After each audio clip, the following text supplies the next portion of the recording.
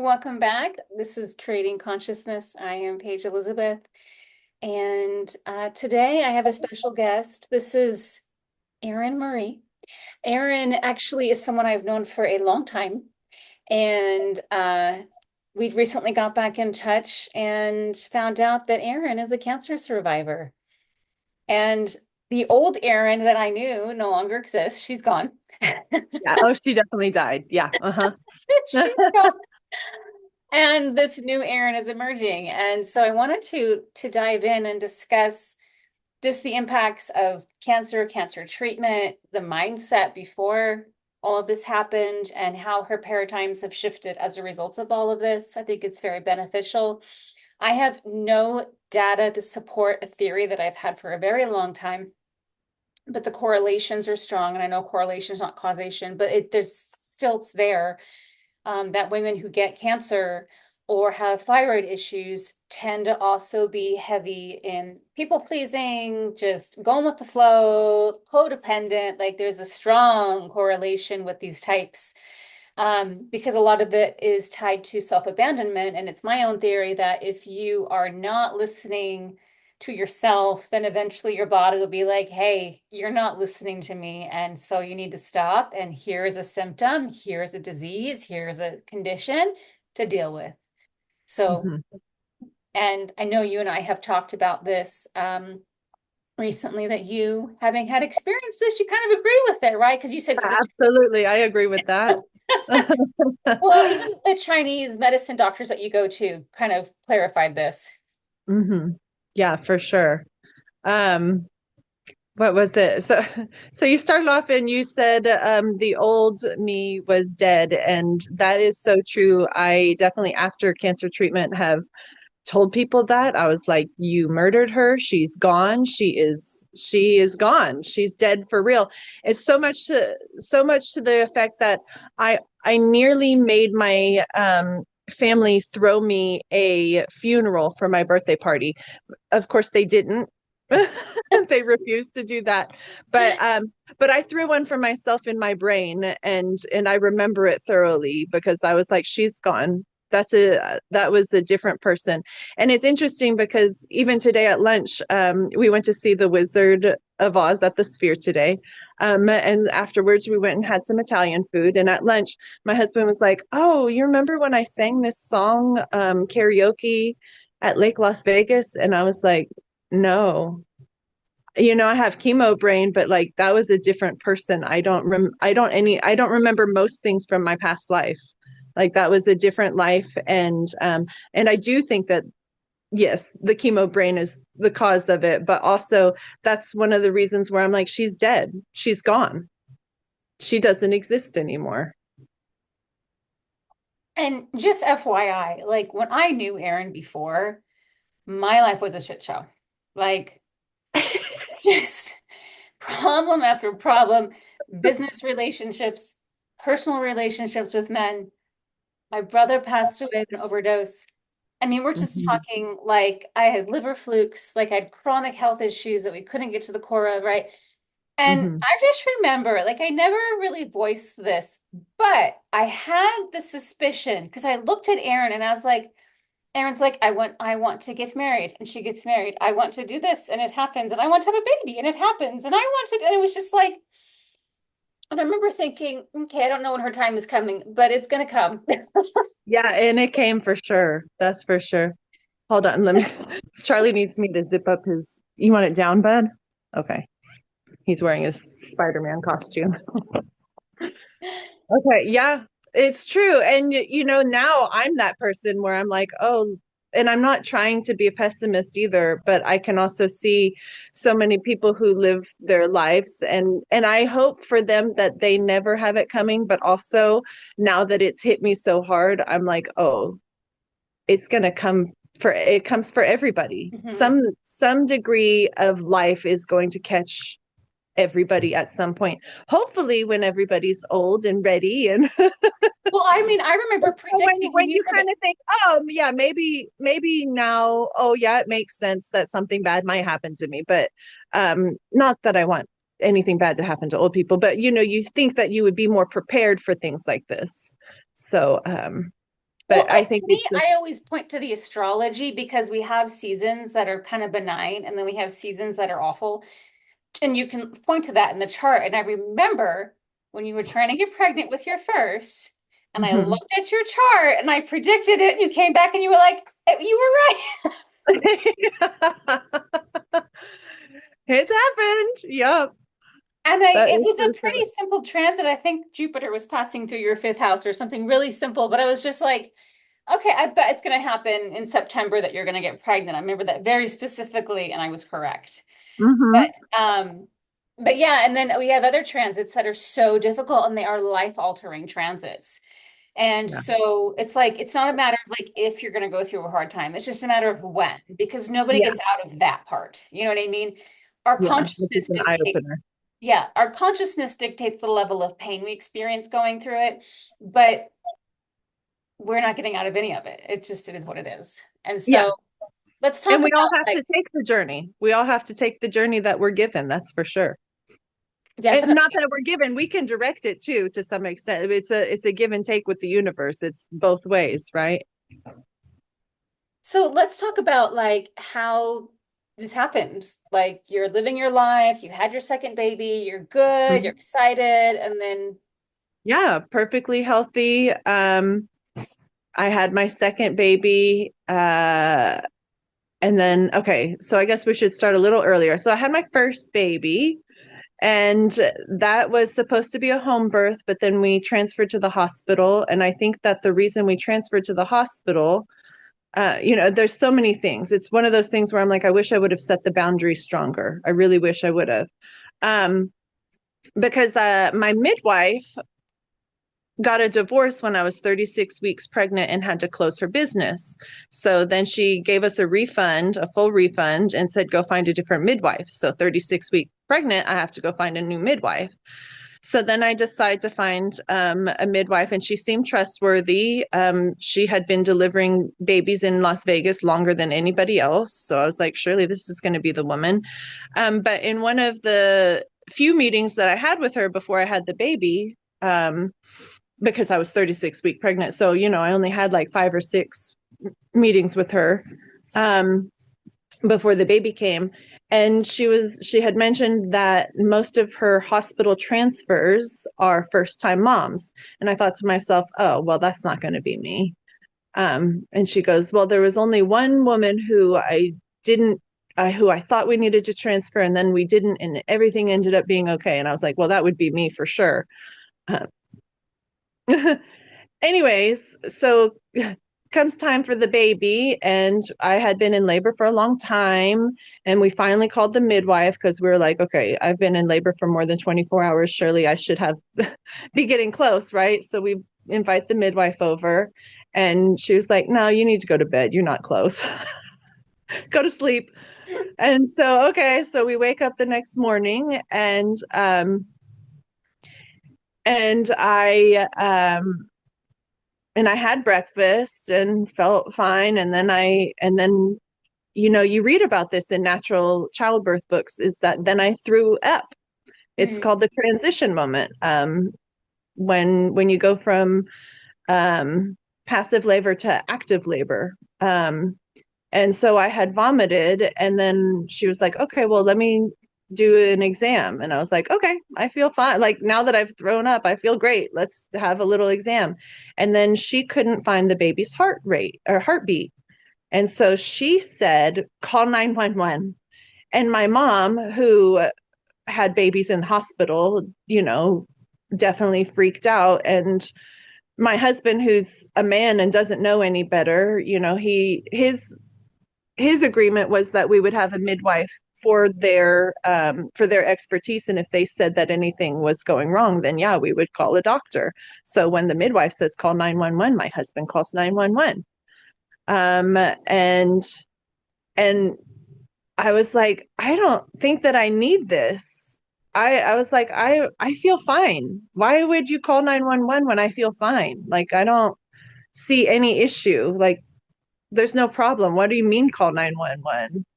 Um, and so here's the deal is in natural child labor books, they do discuss that Sometimes in transition, you can lose the baby's heart for just a short while, sometimes because they will clamp on their own cord because they're trying to find the way into the birth canal. And so sometimes, but they'll come back out. So it's kind of like you have to give and take. Well, by the time we got to the hospital, everything was fine, of course, no issues. But the hospital ended up being um, not a great place where everyone kept coming to me and telling me it was time for my um, wait, first of all, let's go back. So when the ambulance shows up and then they're like, okay, I was like, I don't need y'all. I don't need you. I don't know why I'm going to the hospital. Like, I feel fine. And, and then, and then I was standing around in just a shirt with no pants on because I'm about to have a baby. And they're like, come on, come with us. And I was like, okay, I'm going to get dressed first. And they were like, no, no, no, no. And I was like, I am not walking out into my neighborhood with no pants on. Thank you. Meanwhile, I like nowadays I'm thinking they probably thought that they were going to carry me out or something. Like, I don't know what they were thinking, but I put on a dress. Thank you very much. And I then I walked myself to the ambulance and then sat on their gurney, like climbed in the ambulance all by myself. I was fine. Um, until I was in an ambulance and they're driving me and I have to be seated in a position like that was not comfortable. I did not like that. And then I get to the hospital and everyone starts telling me, okay, so we're coming in to give you your epidural now. And I was like, no, I'm not having an epidural. I've been in labor for 40 hours. I don't need an epidural. Thank you very much. Like, I'm fine. That's not a part of my plan. And they were like, well, if we do a C-section, we need to do your epidural. I was like, well, you're not doing a C-section. So, so then they put me in a room and at home I had been getting up and going to the potty to labor because I just felt like I had to use the restroom. And then at the hospital, in order to be allowed to get up to go labor, um, the nurse had to check me. And that was actually a huge violation for me because checking means that they stick their fingers up your vagina and measure, which is midwives don't do that, just in case you're wondering. They can and they know how to and they will, but it's not something that they do regularly. Like they'll only do it like maybe once, but they're not going to do it every time you say that you have to pee. So every time I said I had to pee, someone had to go stick their fingers in my vagina before I was allowed to go to a toilet. So that was incredibly violating. And then the baby made his way down the birth canal and lots of women, most women poop when this happens. Well, I happened to poop when it happened. And the nurse was so quick, she went whoop, and cleaned it right up. And like it hadn't even happened. And then like a minute later, some sales crew comes in and says, excuse us, we'd like to know if you want to buy this product. It's, add this product to your service here at the hospital. I was like, okay, what is it? Like, what do you mean? And they said, oh, well, it's this butt plug to make sure that you don't poop while you're in labor. I was like, too late, already did, get out. But then I'm so offended. Then I'm so offended though, because when you're in a natural labor, you're not trying to have something like this blocking any of the way for the baby to get out. That's just one of those interventions that's going to make sure that you have to have a C-section because the baby's not going to be able to get out if you're blocking your poop hole. I'm sorry, but your poop hole is supposed to be getting squished tight, tight, tight against your sacrum. Mm-hmm. So those things were very offensive to me and created and then the fact that the doctor wouldn't let me be in any position. I had to be in the movie theater, in the movie position on my back with my legs in stirrups, which again, reading all the natural child labor books, that's not the correct position to be in. That's a Oh, and horrible did you know position that to a be. king did that? He forced women to give birth that way so he could watch. That's all that was. Yes, I did know. Yeah, it's so that men could see what was happening. It was not ever a part of normal midwife care, and midwives have been delivering births since the beginning of time. Thank you very much. Mm-hmm. Doctors only recently started in the past 150 years or so. Um, yes. So I was in that position, which caused no, I'm gonna say it wrong. I think third degree tearing, because it didn't go all the way through the sphincter, but it did tear from vagina to sphincter. Mm-hmm. And so because of that horrible tearing and the other traumas that I've already discussed, and the fact that I didn't even want to be there in the first place, um, and knowing that it happened because someone told me that I had to be in these positions rather than me feeling my own body and being where I needed to be with my body. Um, I was terrified to have anybody inspect my vagina after that. And I couldn't even talk about the my birth story. Now I can talk about the birth story, but for a long time I couldn't, for years I couldn't even begin to talk about it without hysterically crying. Um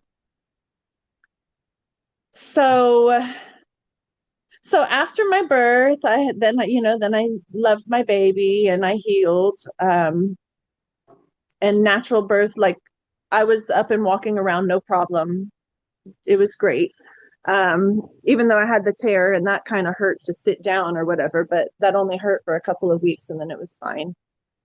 Um, that yeah, those tissues heal really fast. Um, but I was still scared to talk about it. I was scared of sex for several months. You know, some people, I know that you're supposed to wait 40 days, but you know, I waited 6 months. And even then, I could only have sex like once a month because I was mortified at it. Like it was just so terrifying. Um, so I believe that I carried all of that trauma. Um, Now, mind you, I did go back to my midwife and had her do, because I couldn't go see a doctor. I was like, I do not bring me to a doctor's office, no way. But I went to my midwife and had her perform a postpartum pap smear.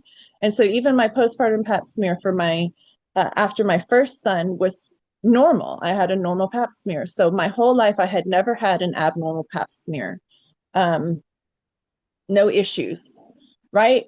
But then I was like, I can't go back to the doctor. You know, I did go to the midwife, but then I was like, okay, no more pap smears. And I didn't realize that midwives will continue to do well women checks for women even after they have a baby. Like I thought it was only for a little while you're postpartum. I didn't know that you could continue to go to them, but you can. So anyone out there who needs to know that, you can see a midwife for women's well care visits. So then I had also been told by doctors previously that you can wait 3 to 5 years between pap smears, especially if you've never had an abnormal pap smear. So after the trauma of the birth and all of that, I decided that okay, I'm gonna wait. I'm gonna wait my 3 to 5 years. Thank you very much. I do not want anyone near me. Like I barely need my husband near me. So let me get over that before I go back to a doctor for this kind of thing. And where am I? Yeah. So I waited and then I finally was like, okay, it's been a few years. I should probably have have a pap smear done. You know, my mom was always adamant that I needed to have an annual pap smear since I was 18. So I was like, okay, maybe I'll go and do that. And then I found out I was pregnant. And I know that they say that you can have pap smears while you're pregnant, but I've also read things about if you get any air up your cervix that the baby could die. And I was like, I'm not willing to go into a pap smear while I'm pregnant, especially at the beginning of a pregnancy. So I canceled my pap smear. So then I have Charlie, my second baby. So my first son was Richard and I loved him. I still love him. He's so beautiful and perfect. And Charlie is so beautiful and perfect. He's my second baby. My second pregnancy, I went back, my original midwife, not the second one who transferred me to the hospital, but the one who had gotten a divorce reopened her practice. And so I was like, I really liked her. Let's see if it's going to work out this time. Come on, team. And my mom was better prepared because it wasn't her daughter's first baby, it was her daughter's second baby. So she had already trained with a doula for my first pregnancy. So she went back and talked to the doula again for my second pregnancy so that she could be mentally prepared for her daughter who's like insisting on this home birth. And with Charlie, I went into labor. I was in labor for 3 nights and 0 days. Um, I was like, oh man, he's going to be born in the middle of the night. He was born at 4 o'clock in the morning, and and and it was great. There was one time where I went and used the restroom, and I was like, oh, I think we should probably call the midwife now. And then my mom and my husband did that, and they were like a little bit worried, but they were like, okay, we're doing this. And then my mom was standing in the bathroom, and then I realized that I'm pushing. Like, there's no midwife here yet, but my body's already pushing. So I'm like, okay, well, this is going on. This is great. And then my mom realized that Charlie, through my whole pregnancy, I could feel that he liked touching his face. And so he definitely had his hand by his face as he came out. And she was like, I could tell he was stuck. So my mom swiped her little finger in my vagina and pulled his arm out. And then immediately his head came out. And then the rest of his body came out, no problem. Um, and my husband caught the baby. And then my husband was like, do you want to hold the baby? I was like, no, give it to my mom. Give the baby to my mom. Like, I need a glass of water. The baby's still attached to me via, so I was like, Mom, don't walk away because the court hadn't delivered the placenta. He's still hanging out connected to me. But I couldn't deal. And then a couple minutes later, I ended up going and sitting down, and then I was like, okay, I can hold my baby now. I can hold my baby. And then while I was sitting there holding my baby, the midwife shows up. And then I started having cramps. They inspected the baby. They were like, "Oh, he's great. He's beautiful." Um, and then I start having cramps. I was like, "Mom, you got to take this baby again." I don't know. Oh, I didn't feel good. And then I was glad that the midwife was there for the delivery of the placenta because then that was messy. Delivering the baby was not messy. Delivering the placenta was, with blood everywhere, but they did a great job. They had those Chucks pads underneath me, and they cleaned it up really fast, so no one had to deal with that. Because if I would have, I do not like the sight of blood, so they just dealt with all of it really well. So Charlie was born at home without anybody except for my mom and my husband, and that was a nice redeeming thing for me. So I loved that. Um, and then after Charlie was born, I was like, okay, I guess I need to schedule that pap smear now, the one that I canceled before he was born, or when I found out I was pregnant, I canceled that one. So I think that I should go have my postpartum pap smear. Um, Now this time I did decide to wait a little longer. So that with the first baby, I waited 6 weeks because that's what you're supposed to wait and then go get it. But with Charlie, I waited till he was about 6 months old and had my postpartum pap smear with my midwife. And oh man, was that a day. So then you have to wait for the results. It was the weirdest thing. Somebody had stolen a truck, like a big 18-wheeler.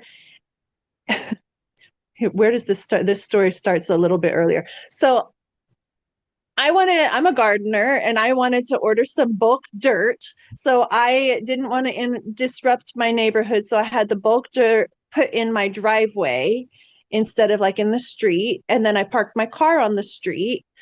And some guy in this week decided to steal an 18-wheeler and drove it down a cul-de-sac and then couldn't get the 18-wheeler turned around and then ended up trying to back up and crashed into my car. So I had to take my car to a shop, and that's the same day that that I had gotten a letter from the Social Security Administration, say with the outside saying death benefits enclosed, and I was for my best friend Kit Rogers, and I was like, oh my gosh. So that's kind of how I found out that my best friend had died. He was homeless. That's a different story on boundaries. But um he had passed away. So I just found out that my best friend died and my car was crashed. And then so I'm at the dealership and my midwife calls. So I walk outside and I'm like, I have to take this, find out the results of my test. I'm sure that it's going to be great. It's always great. No news here. And she goes, are you sitting down? And I was like, nope, I've got nowhere to sit. I'm standing outside of a mechanic shop. And she goes, okay, well, is there someone there with you? I said, yeah, my husband's here. He's the one who's driving me home. And she goes, okay, good. Well, I've got some bad news.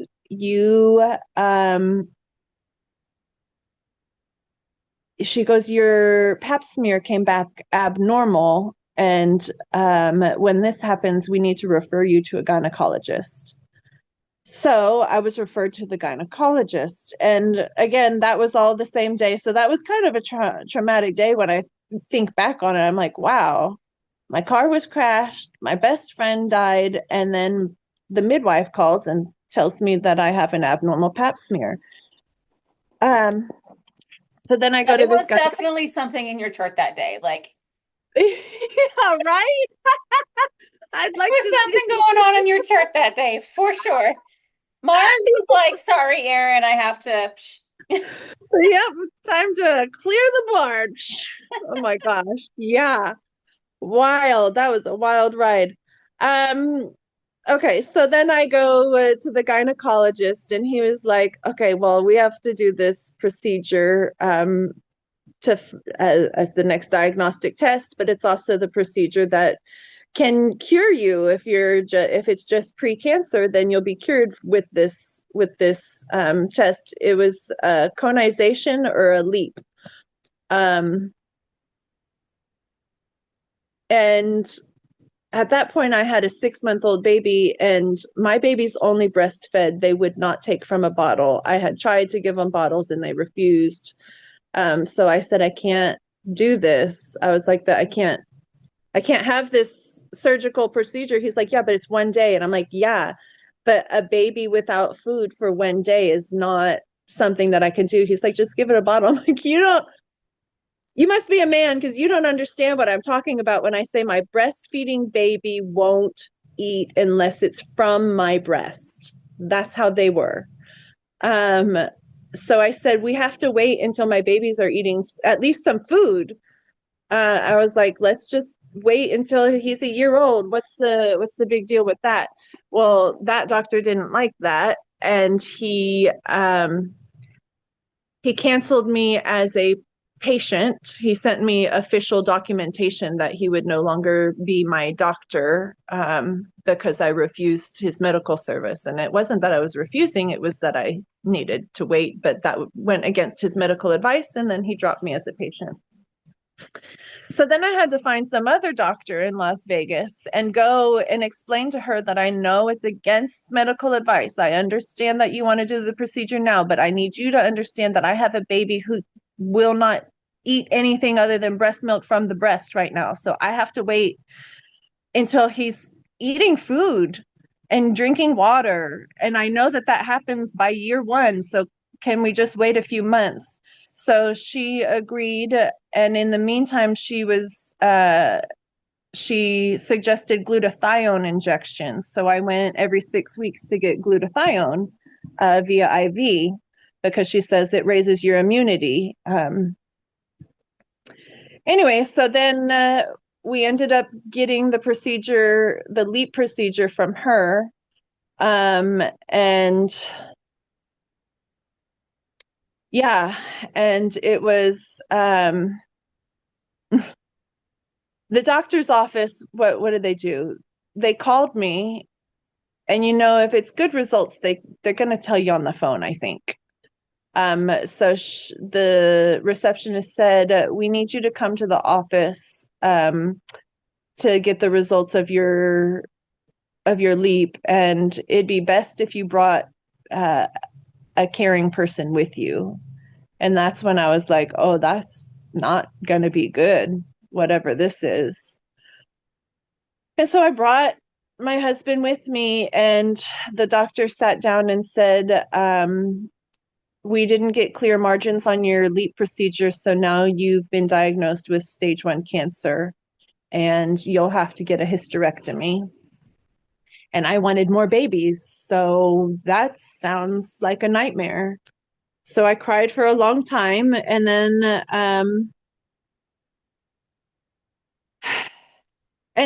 she also said that she had to refer me to a gynecological oncologist, that gynecologists are not allowed to treat that anymore. Like if it was a normal hysterectomy, a gynecologist could do it, but since it involved some form of cancer, you have to see a gynecological oncologist for it. So then I went to a gynecological oncologist here in Vegas, and I only saw her a couple times. And this is all during the pandemic too. Charlie was born March of 2020, so this is all happening in the middle of the pandemic. And so at the oncologist's office, there was a thing up that said um, one caretaker per patient is allowed in the office. And so I was like, okay, well, I need my mom or my husband here to help me because now I've already been diagnosed with stage 1 cancer. Like now, whatever this next doctor is telling me, I'm not going to be able to process. Like I'm going to need someone else there to listen and take notes for me and help me ask questions about what the process is and all of that. And at the first appointment, my husband was allowed, but at the second appointment, for some reason, he was not allowed in. And so then I called the office manager to complain, and I left a message, and he called me back, and he said, um, I thought he was going to call me back and be like, oh, yeah, we're sorry. Yeah, your husband can come. Because I was like, I just need my mom or my husband at the appointment with me. He ended up saying, I was like, there's a sign in the office that said one caretaker per patient. And then he ended up telling me, well, caretakers are for invalids only. I was like, I'm sorry, is this phone call being recorded? Because I can't believe you just said that.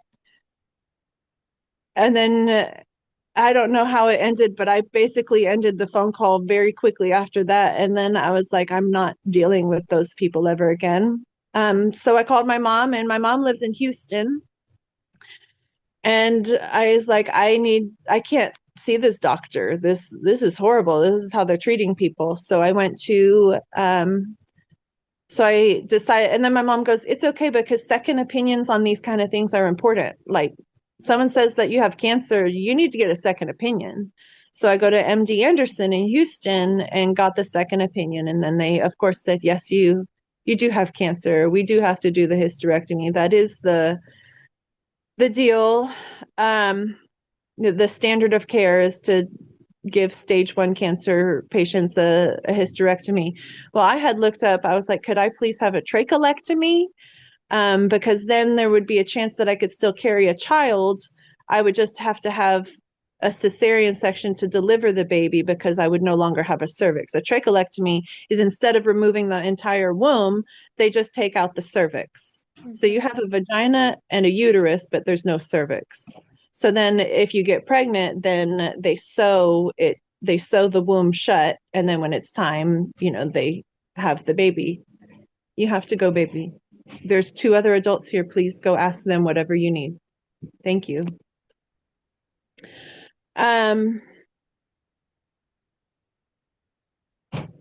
Well, the trachelectomy, I ended up not being a candidate for trachelectomy because you have to have a 3-centimeter tumor or less, and I had a 4-centimeter tumor, apparently, according to the girl. I don't know the difference between MRIs and whatever CTs or PET CT scan. I don't know. I had all of them. I do know that, but I don't know which one it was that said that. um, yeah, so I didn't get that. And then we go in for the hysterectomy, and oh, I was so sad about that. The doctor did say so I'm a showgirl in Las Vegas, and the standard of care for cancer patients, like, which I didn't really quite understand that I was a cancer patient yet, um, is that they cut you from your pubic bone to your belly button and sometimes around your belly button. And I was like, you can't cut me like that. I mean, you're already ruining my life by saying you're taking out my womb and I want more babies. And then, and now you want to ruin my career as well. I was like, you can't do that to me. And she was like, I have to. It's the standard of care. So, and I was still breastfeeding this very booby centric baby, even though he was a year old now at this point. And he would eat food, but year old babies still breastfeed a lot. Um, so going in for the hysterectomy during the pandemic was difficult because I was going to be away from him for, they said 3 to 5 days in hospital. And I begged them to please let my baby be allowed to visit me. Please let my baby in to see me. I was like, my other son, he's old enough, he'll be fine without me for a few days, but my baby cannot deal without his mom. And MD Anderson's policy um, was that you could have 2 visitors over the age of 18 per day visit you in the hospital. And so I kept begging. I was like, look, I only need my mom or my husband, only one person over 18. Can we make the second person my baby? Can someone please bring my baby to me? And they refused. Uh, and then I said, well, I'm going to go to the news with this and make you do that. And then my oncologist threatened me. She basically, like, now I see it as a threat, but she said, you don't want to stir up the news on this case and make your entire care team mad at you before you go into a surgery, which is true. But this is one of these things where I'm like, so I fell into their trap rather than standing my boundaries and going forward and contacting the news. I just let them bully me. Um, so my baby did not get to visit. Um, and he definitely cries about that still. Like, he's 5 years old now, and there are times where, like, he randomly remembers things like that from when I went through cancer treatment. He's like, you had to leave me all by myself with Grammy, and I was like, he just cried about it the other night. I was like, no, I left you there with your brother though. And he's like, no, you didn't, because he doesn't remember. I'm like, I've never left you without your brother. But so there's these little memories that pop up for him, that are, but he was one, so like, how well can you remember? But he does somewhat. Anyways, so it's still a heartbreak that I deal with regularly, for my own self, but I'm getting stronger. But yeah, that's one of the things that made me so mad. Like, why couldn't the baby just visit me? Anyways, so I go through, and I really was not happy about ruining my career and my chance at having more babies and all of that. But I do what the doctors say, and I go in for the hysterectomy. And I wake up from the hysterectomy, and I was so glad. My doctor came, and she goes, after I woke up from the surgery, she goes, well, there's good news and bad news. She goes, the good news is that when you were laying down on the operating room table, your hips were so wide, backhanded compliment, um, that I decided that I could give you a horizontal cesarean section style incision rather than the vertical incision, which is the standard of care for cancer patients. And I was like, oh my gosh, thank you so much. So, like, when I woke up, my career hadn't ended. I still could be a showgirl. I could still wear, the bra and the G string on my gigs. And so I was really grateful for that. And then she goes, but then there's some bad news. And I was like, okay. And she goes, well, we we start the surgery with lymph node mapping, and you unfortunately your lymph nodes lit up. So that meant that cancer had metastatized to my local lymph nodes, and then they had to sew me back up, and they they took my lymph nodes out, but they But left they my left the uterus. they left the uterus and the cervix with the cancer on it inside of me. And she goes, and so now you're categorized as a stage 3 cancer instead of stage 1 cancer. And now the standard of care has changed. We can't operate. We're not allowed to operate on stage 3 cancer. So they have to do chemoradiation. So then suddenly I turned into a chemoradiation patient. So I had to recover from the cesarean section incision, which still affects my life. I'm a dancer and I love jumping and all of that, and I can't jump still. I'm getting better. Actually, I say I can't jump, and I'm like, actually, I can jump like 6 inches these days. I'm like getting there, which means I'll be back flying maybe in another 5 years. I'll be able to jump for real. Um, yeah, so then I had to recover from that, which took like a month, and then I mean it took longer than that, but then they were like for their idea of healing that was long enough, and then they began chemo radiation, and I did chemo radiation. Um, I did radiation every day and then chemo once a week. And then at the end of all of that, I did internal radiation 6 times. And uh, oh, yeah, I will cry about that. That is absolutely medical rape. Um, I know that I consented to it because I signed papers, but that's a horrible, horrible thing to have to go through. Which part? The internal radiation, Mm. I it's one of those things that makes me wish that I was like a breast cancer patient instead of a cervical cancer patient,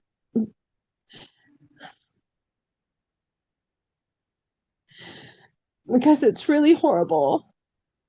They put you to sleep to insert the radiation device, and they have to catheterize you, um, and then they wake you up, and all of that's inside of you, and then they push you into the radiation room while you're awake.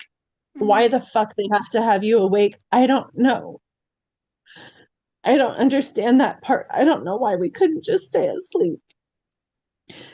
So I was awake, and then everyone,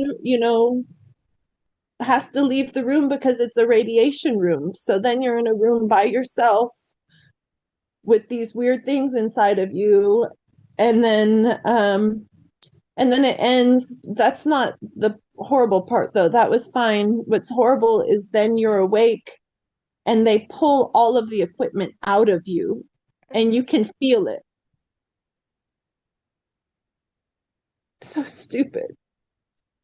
It was way more painful than giving birth, and it was weird because they had to put the radiation had to go both on the outside of my cervix and the inside of my cervix. So it was inside my uterus, and it's on this long tube that they shove up there, and then they just have to pull it out while you're awake. They pull the catheter out and they pull the radiation device out while you're working awake. And even though I was I would beg for more drugs just because I wanted to pass out, and they would just tell me, no, you can't have any more. Or they finally I yelled at them and said, you have to give me more drugs, but that didn't help. More drugs didn't help. I could still feel the whole thing. I was still conscious for the whole thing. Um, and then that's it. And then they send you on your way. And then people expect you to be able to go back to your life. In the meantime, the chemo and the radiation continues to poison you, and your body continues to disintegrate for another year afterwards. So So, you like, only have like the one treatment, but then it keeps kind of like timed yeah, release well, or yeah, it something. wasn't one. They did that to me 6 times. Ugh, So over the course of 3 weeks, they did it twice a week. ugh. That happened. That the internal radiation happened. And I remember the chemo, I was the maximum amount that you can legally get is 6 treatment for this kind of cancer. There's all kinds of cancers, there's all kinds of chemos. Um, so is 6. and and I had the I after 2 treatments, I was begging to not get any more. I did not like going there. I did not, it gave me huge anxiety. And especially on the last one, I went in for day 6, and they draw your blood before you go get your chemo, just run blood tests. And the whole day I had this, like, it was a magnet pushing me away from the building. It was the strangest sensation where it was pushing me Oh, back. oh yeah, But that's but I had to, yeah, so that's spirit telling me not to be there. But I went anyways because I had been just listening to what everybody told me to do for all this time. And anyways, luckily with that blood test, after chemo number 5, right before chemo number 6, my doctor calls me and she goes, "You can't get chemo today." And I was like, "What?" And she goes, "Yeah, if we give you chemo, you will die because that's how low your blood count is that we can't give you the treat like." And then I was like, "Well, I thought that you had to give me 6 treatments." She goes, "Actually, to treat cancer, we recommend that people get between 3 and 6 treatments." And so I'm like, "Oh my gosh, you gave me 5." And that's how I found out that they bring you literally to the brink of death. Um, and then you would think that you would get better once treatment ends. No, the half-life of chemo is like 186 days or something. So you just continue to dissolve. Um, so I got down, I'm a tall woman, I'm 5'10", and I got down to 115 pounds, which is what I weighed in the 4th grade. That's, that's less than what I weigh, and I'm 5'3". yeah, I was like Like a I'm bony skeleton. at 115 pounds at 5'3". Yeah, yeah, yeah, girl. It was bad. I was so, and I was really upset. Like I had never had any issues with my body before. I mean, I guess I kind of wish that I had some breasts, but but I was okay with the fact that I had a nice ass. I was like, well, at least I've got a nice ass. Sorry, I've got my heater on in here. I gotta turn it off. Um, well, after that, I did not have an ass at all. I was so sad. I was like, I don't look like a woman. I look like a junior high boy because there's no breasts and no ass. Like I've got nothing going on. So I cried about that a lot. Um, I stopped vomiting just now, just this, oh, well, not this year because now it's January, but in August of 2024. So just like 5 months, 4 or 5 months ago, did the chemo radiation stop making me vomit regularly.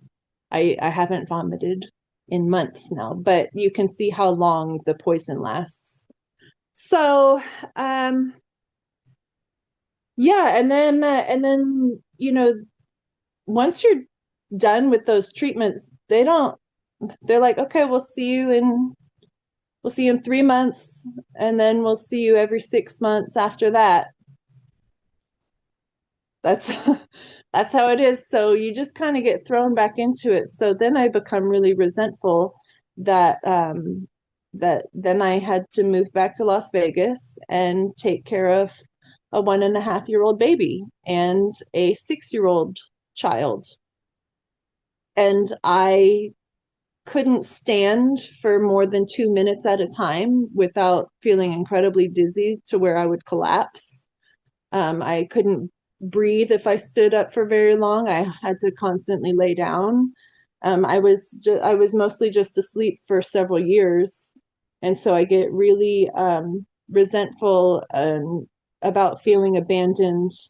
And it's not that I have a great family. So like this is people who have bad families, I feel even worse for. I have a really great family, and yet I was abandoned by them. I think because no one thinks that it was that hard for me or something. I mean, and I get it. I experienced so much discrimination afterwards in different aspects because I look like a professional dancer still. like, Yeah, like people assume that like if you're broken, it's visible. right.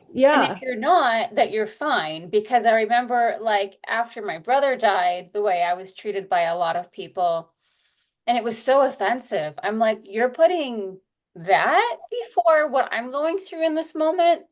Hmm. Stupid stuff. Like broke up with the guy because he was mad. He woke up from a nap too early. And I'm like, that's your biggest problem? Okay, we're done. Like I remember that, and then even um after being assaulted, like the audacity of the defense counsel to be like taking a photo off my Facebook and being like, does she look broken? Does she look normal to you? Yeah. Or even when I won against my property management company, I sued them, but that was one of the things that we brought up in the default package against them because I had told them I'm a former assault survivor. And the person living next door is stalking and harassing me. This is aggravated now. And so it upped the damages because they chose to ignore the fact that like I had prior issues, but people treat you like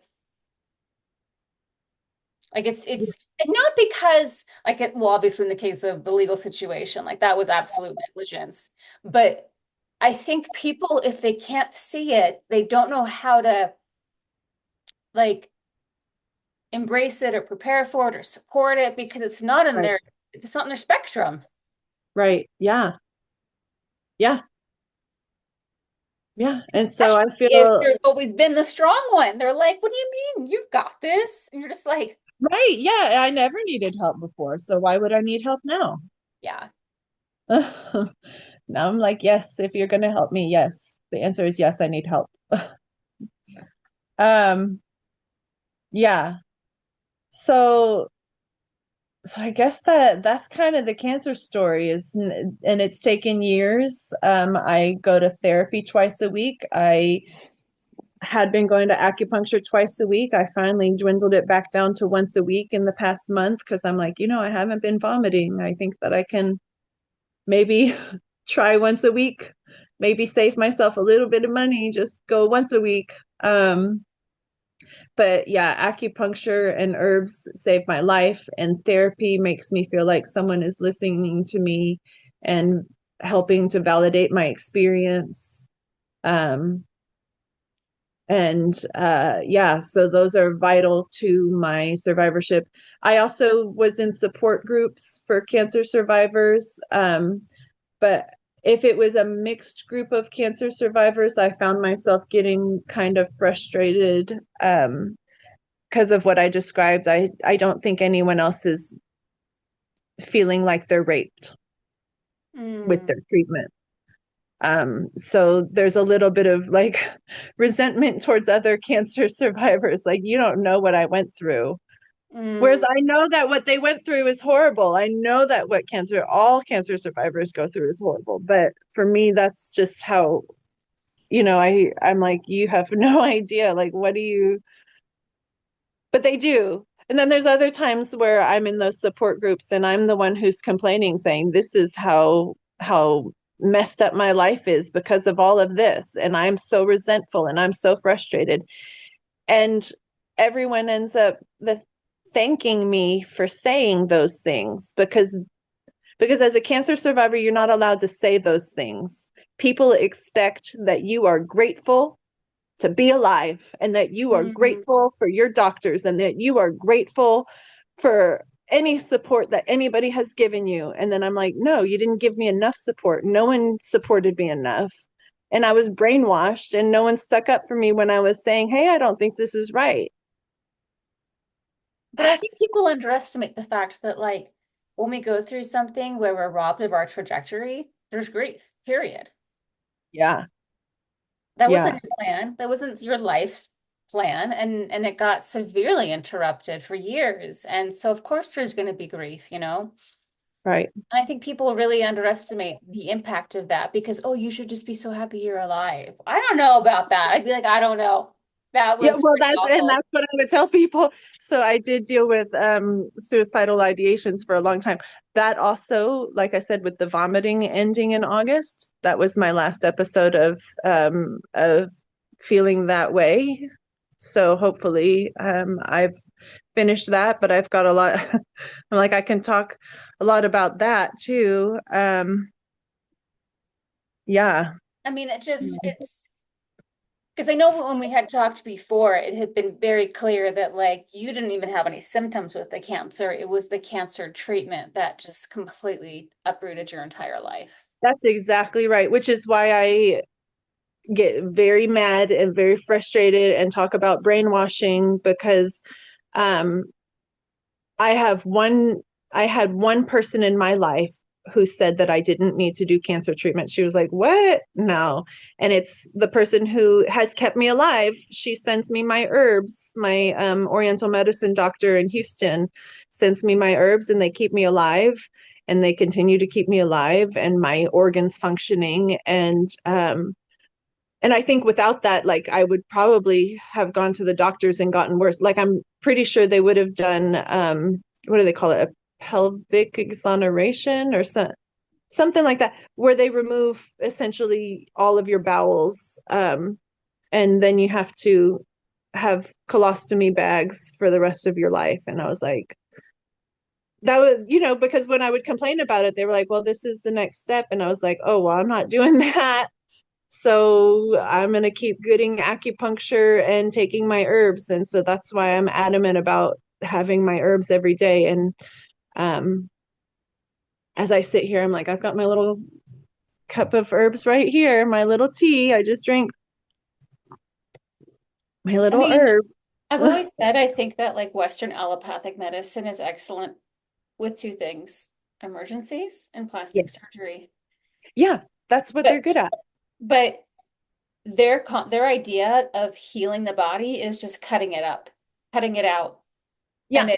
it's awful, you know? It's Yeah. Or like, or oh, let's apply a just remove it. Let's just get like yeah, cut it out. And if we can't cut it out, let's apply a poison so the poison takes care of it, but not thinking that the poison's going to mess up the person that exists. right. There's no conversation around, like, how did this manifest? It's Right. what is the Yeah, body and trying to so say to you right now? You know what I mean?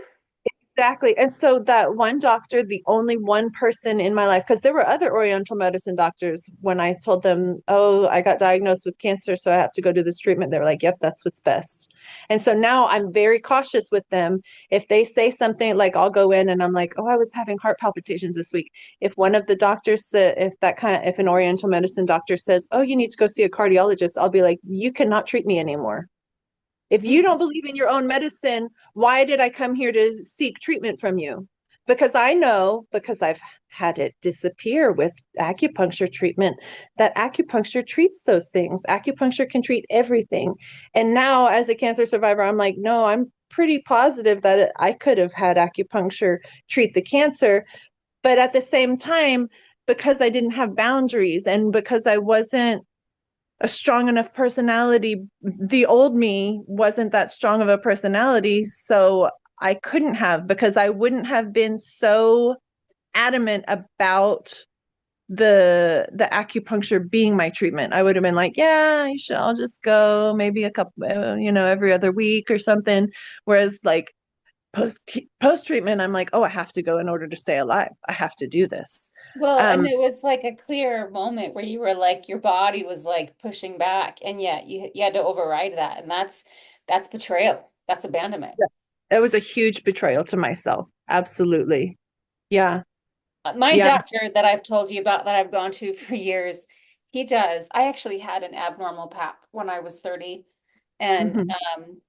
it's been benign since. I haven't actually had a pap since I was like 37, and I don't bother going because I don't like the idea of them cutting out of my cervix. I just don't like it. But I also won't do the breast thing. But he has a test, and in TBM, they have a test where there's a certain metal they lay it on the body, and if there's cancer, it'll test positive.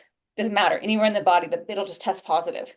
And they just Yeah. lay it and they check you to see if it's there. So I go to him now, and it was funny because like I have this little bump Hmm. right here, this little bump. It's going away now. But I was like, so like literally just last week, I was like, we just need to rule this out. Yeah.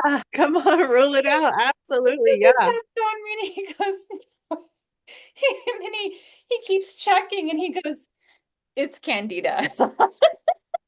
Oh, thank goodness. Phew. We could treat this. We could treat this. was like, candida? Okay, thank God. You know what I mean? But it was like, Yeah. I'm not aloof to these things, but I have a different standard of care for myself when it comes to checking them. But yeah, Yeah. actually, he goes, you need this. There's a certain probiotic so that the body doesn't leak candida through your tissues. Like you need, because you need to get that probiotic. And I would say it, but I don't know how to say it. I got it. But it's Yeah. just a very specific probiotic that treats yeast in the gut and it keeps it from showing up like externally. Yeah, in your skin. Yeah. Hmm. So I was just like, okay, thanks. Yeah. Okay. So that brings up a point where one of my resentments for the Western medical system is that they like there's no funding for anything other than chemo and radiation. Does that make sense? When it comes to cancer treatment, that is it. In America, that's what you get. So I get frustrated because I've always thought of myself, my parents, my family is great scientists, and I was really good at science. Now I know that I ended up choosing to be an artist, but I was really great at science and math. And so as these thoughts go through my head, I'm like, well, why, how could it be that this is the only way when you haven't even researched any other way? And then follow the money, and it's like, well, because chemo and radiation is very expensive and makes people a lot of money, and that's why I was brainwashed into doing it, because suddenly I'm a $500,000 for those people. Just me, just the one person made somebody $500,000, like. And then I get really frustrated because I'm like, well, if they would just study, if they took the other sciences seriously, there are alternative sciences. And if anybody would give the alternative sciences funding, then maybe we could do the research and find out that, hey, it really can cure cancer. All these other things can cure cancer. And then we talk about that. Well, the one woman who's told me that I didn't have to do that. The only one person, and I didn't believe her because everybody else in my life said, you're going to die unless you do what the doctors say. The doctors said that you're going to die unless you do what we say. You don't want your children to be without a mother, do you? You're like, so very easily brainwashed and manipulated by that statement. Absolutely. Um, but I think I that's where I'm like so frustrated. Why didn't I just believe my own self or believe the one person? Because now I'm like, oh, follow the money. They only wanted me because I made them a lot of money. And in the meantime, they don't care that they ruined my life. No. They don't. They set me free. They cut me off. And if I call and complain about anything, I eh, who cares? Like I just went back for another pap smear in September to find out if I'm still clear of cancer. And and there was no specimen available in the pap smear. So I ended up not getting any results.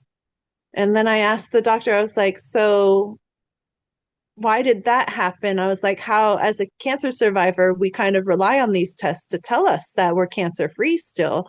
So, what can we do at my next exam in March to ensure that that a specimen is actually taken in order to do the test? And she just wrote back. She was like, "Oh, once you've been radiated, that happens. Sometimes you don't get specimens." And I'm thinking, no, what happened was instead of the oncologist doing the exam, she let the assistant, a resident do the exam, and the resident didn't know what the heck they were doing. And so the resident did a bad job and I believe was negligent, but instead of saying that they're negligent, they're never going to admit to that. Instead, they just say, "Oh no, you've had radiation, so so sometimes that happens." And meanwhile, I'm like, no. And then I find it really curious that here in March, I was supposed to have the resident again, but now they changed back to the gynecologist, the gynecological oncologist for my next appointment. And I'm like, oh, maybe because they don't want to have me email again saying, why couldn't you find a specimen? Like in the pap, why couldn't you actually get any information from my pap smear? Um, How do you feel like all of this has changed you? So like who are you becoming? If the old Erin is gone, like who are you becoming? um, I am much more in tune with what I want. And if if I can't if somebody disagrees with me, that's okay if they disagree with me, but I will make my point heard. And maybe they're not going to be the person that I deal with. Maybe I need to find a different person to deal with because I need my thoughts and my intuitions to be validated and to be understood rather than someone telling me what I need to think and feel and do. It's interesting So, because like I've always been that way yeah, you have. and I've always gotten shit for it. But like the medical system and like our system in general, unfortunately, is designed to shut down female intuition. Correct. Yeah. Like it is totally shut down. I'll make content teaching women to embrace and listen to their bodies. And people will go, "Are you a doctor?" Because I Mm, mentioned listening to your body, now I have to have a degree. And right. it's like that to me, all that says is you're outsourcing your authority. You need permission to do that from somebody. Correct. You need And permission to listen to your own body. yeah, and that's the society that we live in is that they want us to outsource to other people who were going to cost money and are probably men to listen to tell us what to do with our female bodies. Absolutely, that's the society, and that's what's really frustrating for me too. Because then now I just see it as it's a rampant issue with society, with the society that I live in. Causes existentialism. Thank you for hearing me, my therapist twice a week, because sometimes I go in there and I'm like, oh my gosh, I just have to talk about the fact that there's no fixing it because this is the society that I'm in. How do I escape this society? How do I change? Not that I want to escape it, but how can I change it because I'm just this one person? And it seems like it almost seems too big of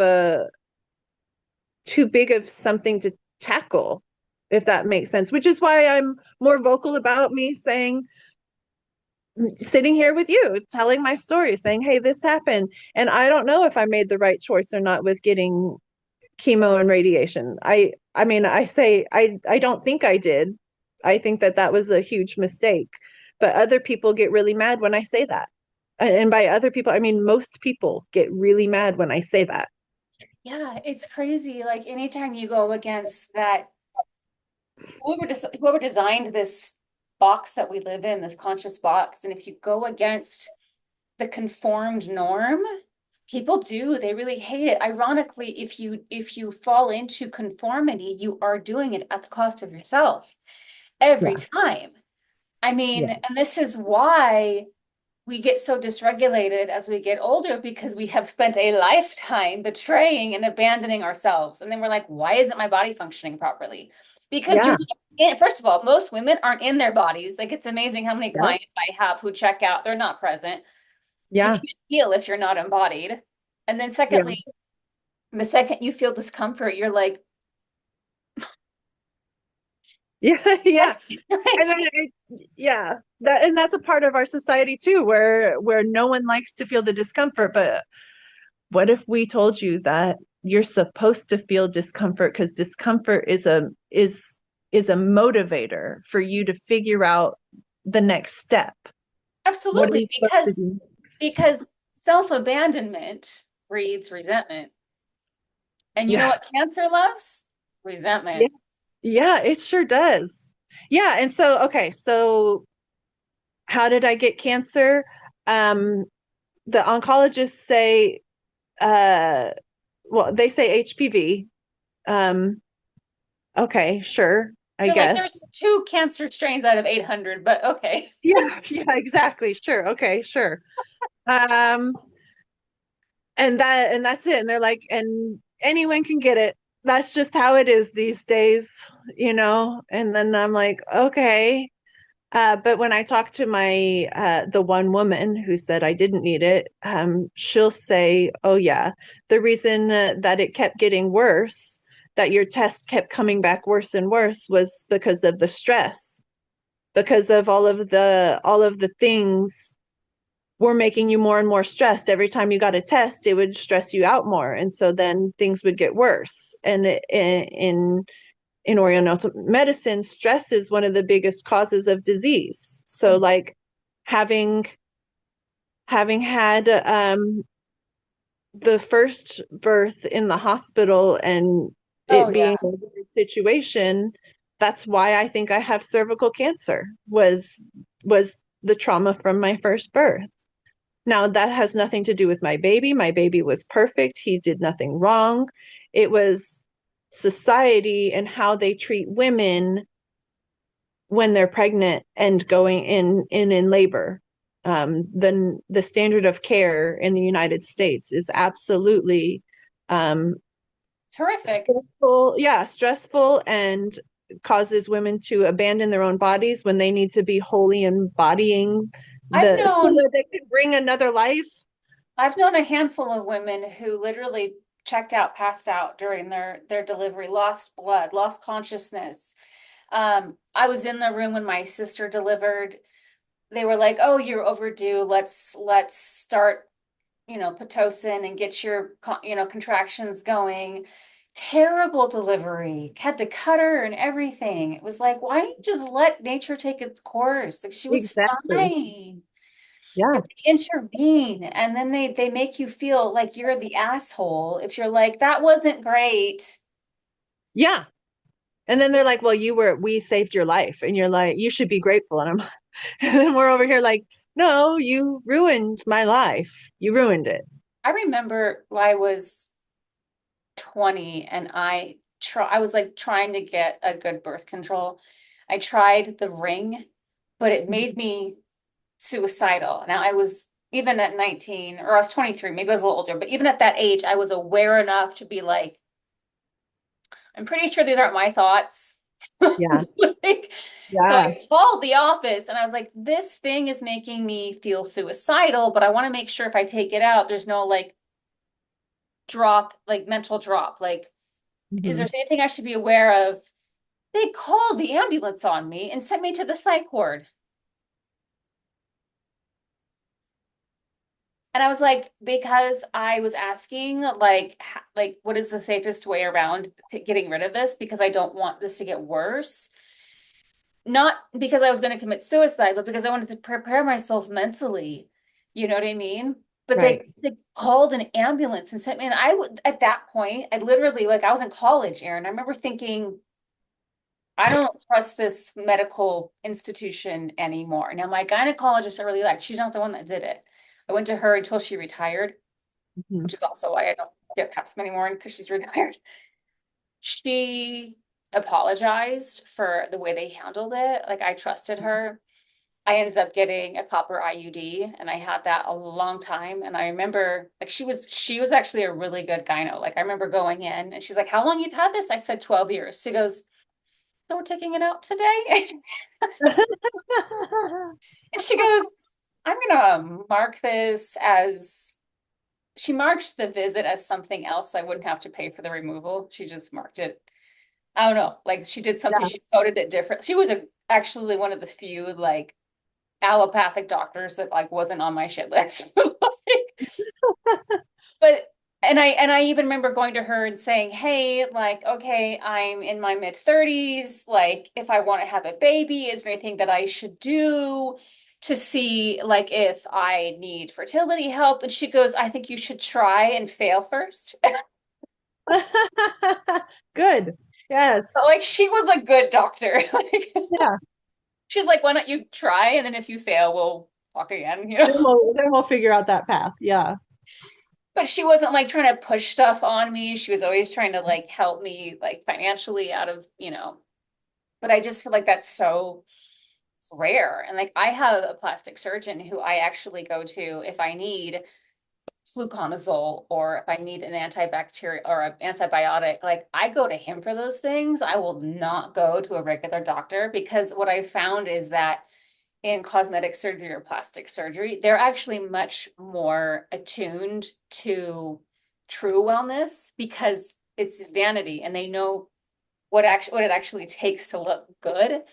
And so they're like, make sure you take all of your minerals and supplements, you know what I mean, while you're healing. Like they're Yeah. like they have a different mindset and they're much more into alternative healing than standard care because of what they do and because they don't accept insurance. So Mm. they don't play in that paradigm as much. Yeah. But like when I had H. pylori and my natural doctor was like, "Yeah, I can't write you the script for that. If you want to treat it that way, you're gonna have to get the script." And he wrote it for me. He was like, what is it? I'll write it for you. I'll send Perfect. it in. What's a tri-pack? What's in that? I'll just Yeah. but Yeah. otherwise, there's no way because they put you through such severe red tape, and by the time you're at the end of it, you feel like the bad guy for having a problem. Like they Yes. treat you so bad. Yeah. Yeah. And I won't ever put myself in a position where I have to betray myself. Right. And if you're trying to make me, you're gonna know about it. Yeah.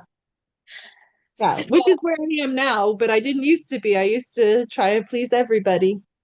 Be like, oh yeah, that's okay. Yeah, I'll do what you say. Uh-huh. Not because I thought it was right, but because I didn't want to upset the authority. Yeah, and yet you compromised your own authority. You know what I mean? And it's like, no one is the authority over my body more than me. yeah. I go to doctors for opinions, not for, Yeah, not for fact, right? I'm Exactly. not here for you to tell me And what you to can do. I want get your a opinion. second, third, fourth opinion. Find someone who has an opinion that resonates with your body for sure. Me and my intuition are going to make the final decision, but I'm curious, like, what's been your experience? Yeah, exactly. Exactly. Like, that's how I Yeah. operate. Like, and it's funny because, like, in situations like that, whether I'm with, I don't care, like an accountant, a doctor, I don't care what your authority, until the very end, it's like, it's still just your opinion I'm taking into consideration. I'm not actually adhering Hmm. 100%. And, so it takes a lot for me to delegate something out completely. And not because I'm a control freak, but because um, I'm just not going to be put in a position where I'm crossing my own boundaries. I'm just not going to do it. Yeah, absolutely. I respect that for sure. I yeah. So how else? I'm like, then there was the post-cancer me, which had to scream and cry and throw fits and tell people that they have to come and help me. And now so now so now all I see is patriarchy as well. Um, Now I am madly in love with my husband, and he's the greatest thing. He really is like one of the most perfect men, for me, from my perspective, the most perfect men. The way he handles everything. Um, but we were talking about this on our girls trip recently. So now, because of being a cancer survivor, I had to fight for normal things. And I know that it's a big thing on the internet these days, like, oh, the mental load and things like that. But I'm like, no, seriously, women carry way more than we should.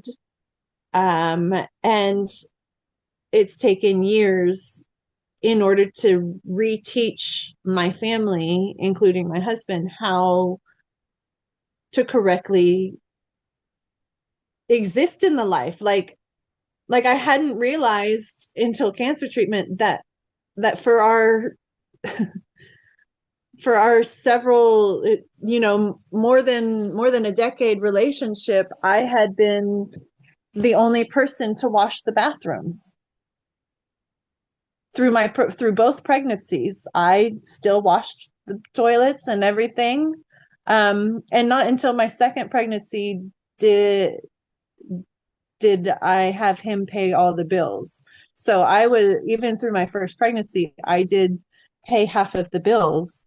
I was able to continue working. My second pregnancy, I was vomiting so often that I couldn't do that anymore, but I would still clean the house. And I thought that I had to, in order to be valued and be valuable, I would clean everything. And then after cancer treatment, um, it was so hard to stand up. Like I told you, I couldn't even stand up. It was so hard to stand for more than 2 minutes at a time. Like getting up to get myself a glass of water was a huge task, let alone trying to get my 1.5-year-old a cup of milk or a snack or something. I never had a microwave until then, because I needed some way to feed my children where they could do it for themselves because I couldn't do it. And so like my 6-year-old, now he's 10, he had to be able to feed him and his little brother. So I showed him how to use the microwave so that he could feed them while my husband went to work. That's another story. But back on track of the house chores. So I could barely stand up. And then I'm like, this bathroom just keeps getting filthy. It's like no one's washing it. And then I'm like, yeah, because I'm not washing it. Because I used to wash my bathrooms once a week. I always kept a clean bathroom. Because I never knew when a guest would come over. And also I prefer a clean bathroom. So I had figured it out in college where I was like, oh, turns out if you clean it before it needs cleaning, then it never needs cleaning. Hello, ding dong. So that's how I just ran my life. Well, after cancer, that wasn't happening. I didn't have the energy. I couldn't stand up. Even spraying any kind of a chemical would make me vomit. And I don't use chemicals. I just use vinegar and baking soda. But even spraying the vinegar in the bathroom would make me throw up. And so I finally threw a fit and told my husband, you have to clean the bathrooms. Like, I've been doing this for you our entire relationship. I've been putting away your laundry. I've been organizing your laundry and cleaning your toilet. How come how come no one, now I can't even stand up and no one is even trying to put my laundry. Like he would like fold the laundry and then just leave it on the couch. Like, how am I supposed to get it up the stairs and then put it in the closet? How about you do that? Because I did it for you for more than a dang decade. One thing I will say though, I have to give your husband credit because it's over 70% of men will leave their wives during cancer. So, you have a good husband. He did I do. adapt. He did, yeah, he did adapt, and he's very supportive. He's very wonderful. But I think that the point is that that's where those societal norms where you got to question it and be like, what is happening? And then I see other women now where I'm like, oh, you've got two babies, and then your husband goes out and goes to the gym for 3 hours every day, and I'm like, that's not okay. Well, and you said something, you're like, I was trying to like keep my value or something. And Yeah. it's just amazing how we get primed subconsciously, like, oh, I have to perform in order to be valuable.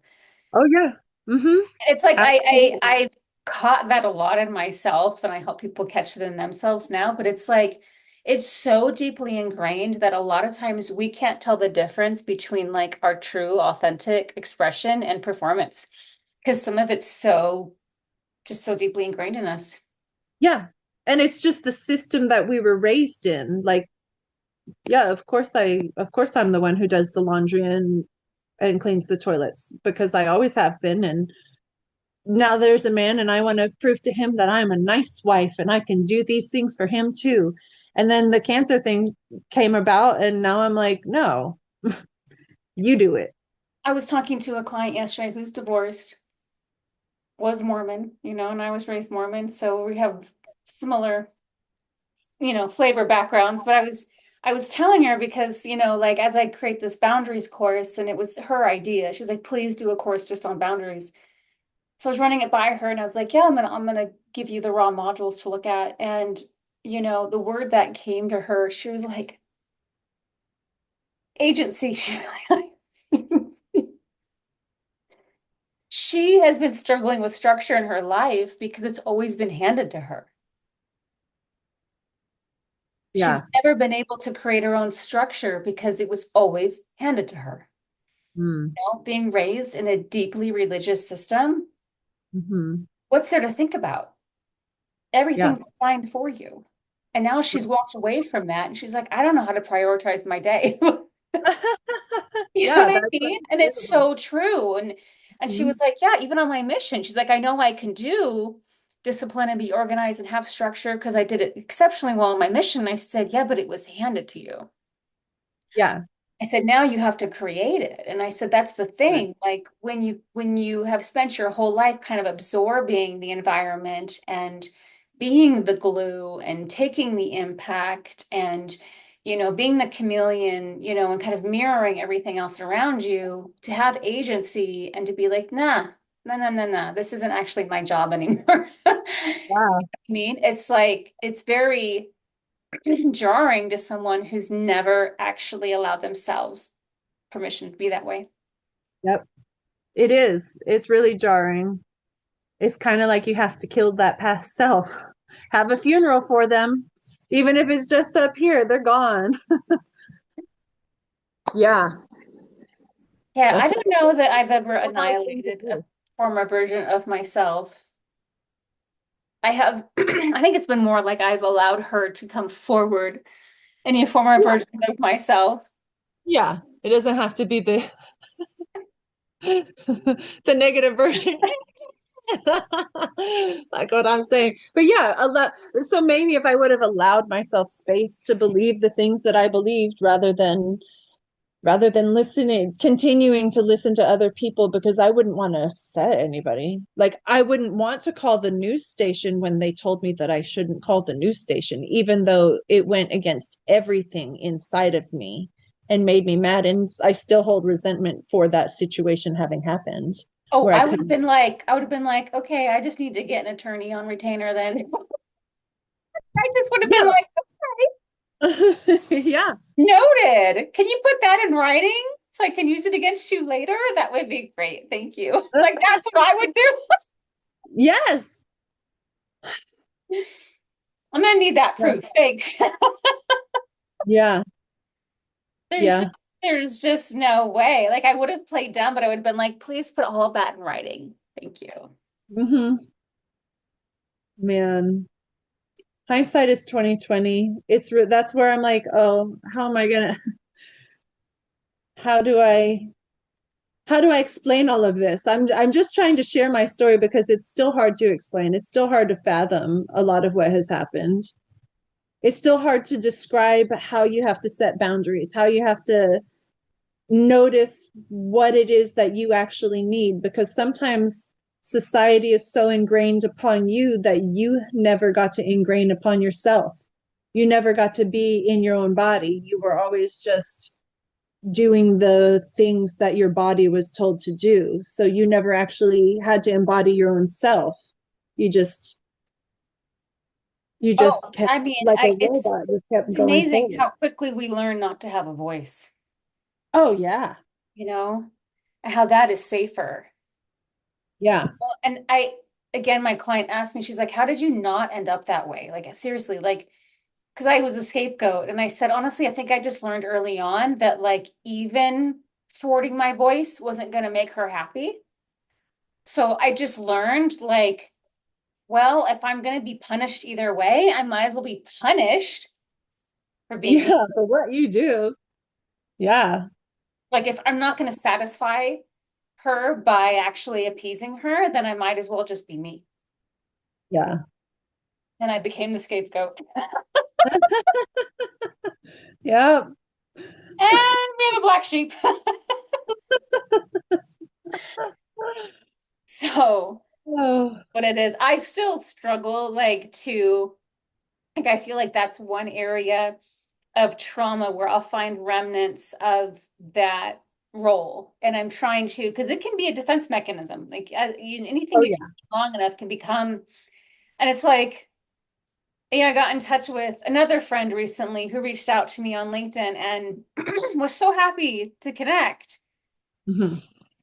But like this is from when I used to teach yoga locally. Now, I had a small tribe of practitioners, but most of the local yoga community did not like me. They tried to destroy me because I was too much of a threat to their presence here. Hmm. Internationally, I had to go international. I had no choice, and it was easy to go international. And it was like, okay, enjoy your pond. I'll just go to the ocean. But Hmm. he was from Vegas, and I was very like, I could feel the old defenses coming up. And I actually said to him, why do you care how I'm doing these days? I was hated at that time by all those people in the yoga community.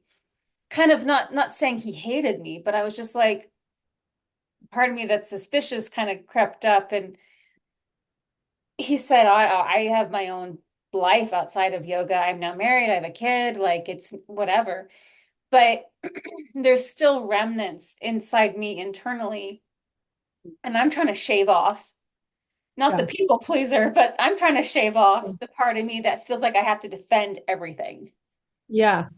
And I don't like I'm not hated like I once was, but I wore that scapegoat crown so loud that I just kind of everywhere I went, people were like, Yeah. and so I do find myself still like, oh, there's that trigger, like there's still a part of me there that resonates with the scapegoat. And okay, Hmm. noted. Yeah. Whereas mine was the people pleaser. And so now my mantra post cancer treatment is pacifism is dead. Like going back to that news thing, I was such a pacifist. Like I was literally just like, oh, okay, you don't want me to do that. You don't want me to stand up for myself. So I guess I won't. Okay. Instead of doing so now I'm more of a person who's like, okay, and it's made a lot of people not like me.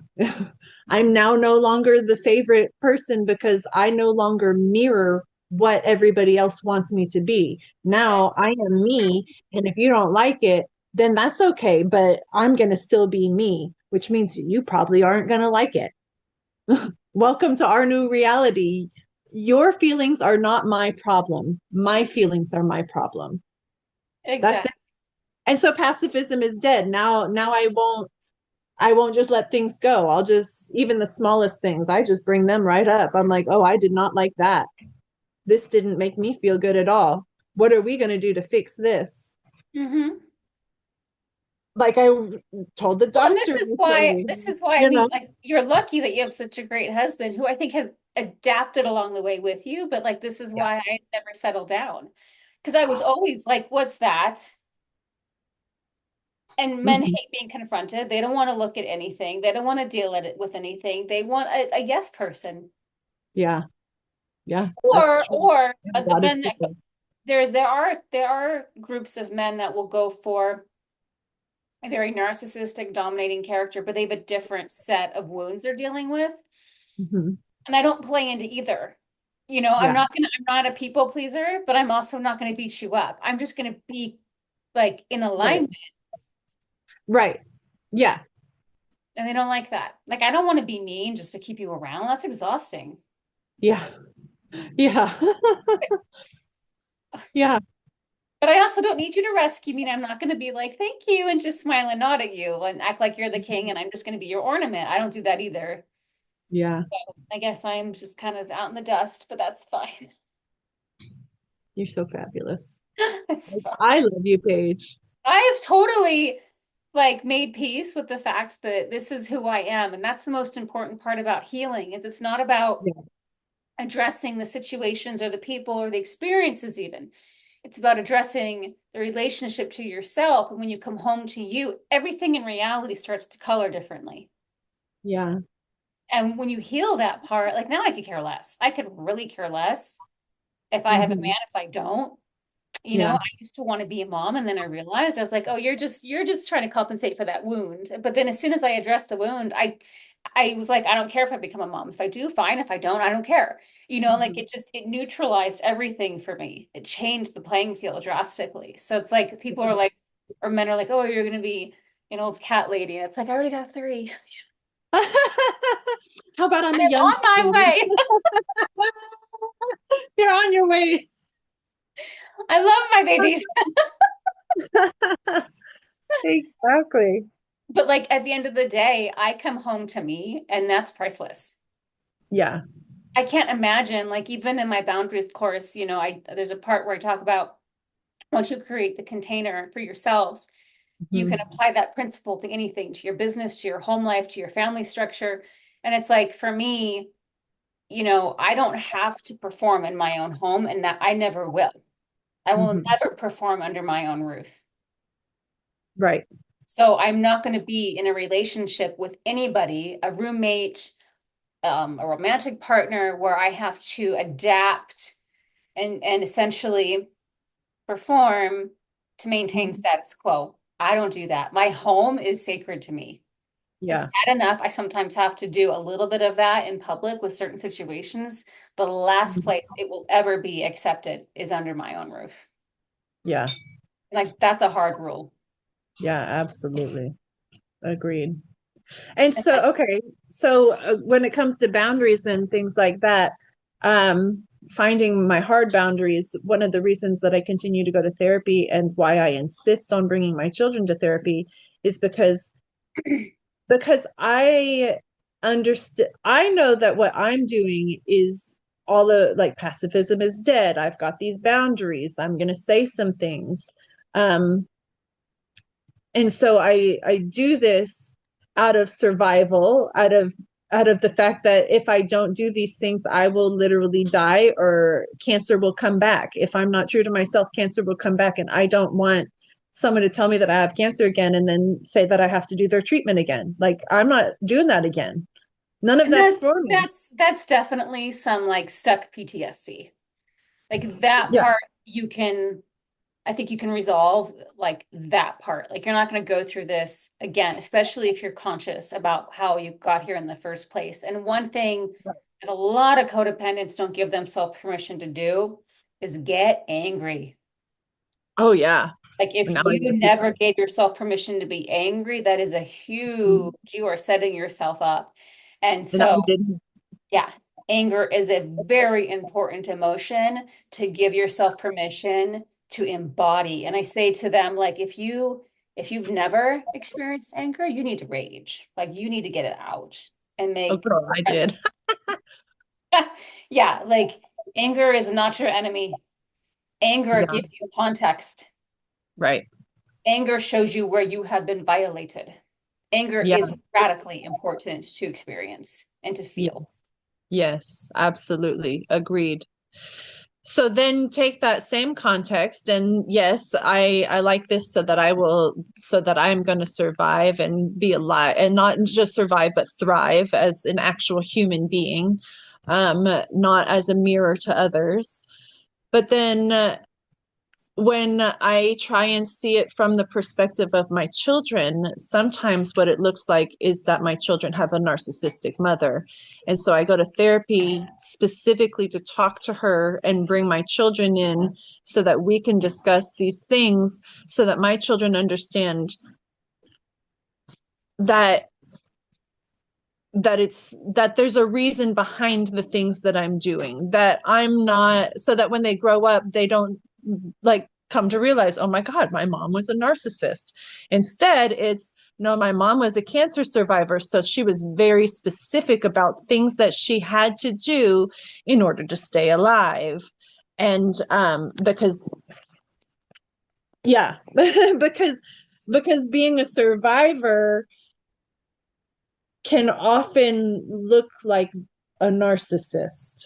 And it's not, and I'm not trying to be a narcissist. And as my therapist said, she goes, yeah, but the fact that you even think you might be being perceived that way means that you're not. So, Well, and I think it's just overcompensation right now, but you're still processing. oh, yeah, absolutely. Yeah. There's so much still happening. And once you get through like the majority of this, there's going to be an equilibrium that you find. But right now, it's and this is so normal, Erin. When codependents move out of codependency, they're defensive, they're angry, they're resentful, and Mhm. anything can trip them up, right? Like I was Yeah. joking. One of my clients was like, "Yeah, I don't know the difference between like a defense and a boundary." And I was like, "Yeah, like right now, if a friend asks you to go to lunch on Saturday and you're not sure you want to be available, you're like offended. Like Yeah. everything feels like a threat when you're healing because Yeah, it you haven't does.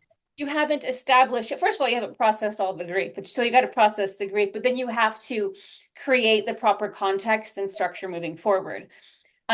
And you don't want to get stuck in the defensiveness. If you get stuck in the defensiveness, that's where you set yourself up for narcissism. But defensiveness provides context for boundary. And so it's an important step to get clear on. And it's without defenses, you would still be a people pleaser. Right. Oh, Defenses yeah. are definitely that first step and going, hold up. Hmm. Mm. And so Yeah. it's critical part of creating that clarity so that you can actually have better structure moving forward. But you just don't want to get stuck there. If you get stuck there, then Right. people start to question your behavior a little bit. Right. But Yeah. I think you're doing great, Erin. I'm really quite impressed with you actually as a human being overall. I've known you for like 15 years and I've always adored you. And so I'm just happy to hear that like you've made it through. I know it was challenging and you're still recovering, but Yeah. if there was one last thing you could say to people, what would you say? Um, you you can't pour from an empty cup. So take care of yourself. Um, it's not selfish to do so. Get your rest, eat right, do what makes you happy. And when people give you advice that maybe doesn't resonate with you, it's okay to go and find another opinion. Um, yeah, try as Paige recently said, find your container, define your container so that it's not such a confusing thing to have the boundary. Because once you know what it is, it'll simplify the whole situation. Yeah. Erin, it was absolutely a pleasure to have you. And thank you for sharing such a story because I know it's raw and vulnerable. And Thank you for having me. I really appreciate talking to you. I love all of your advice.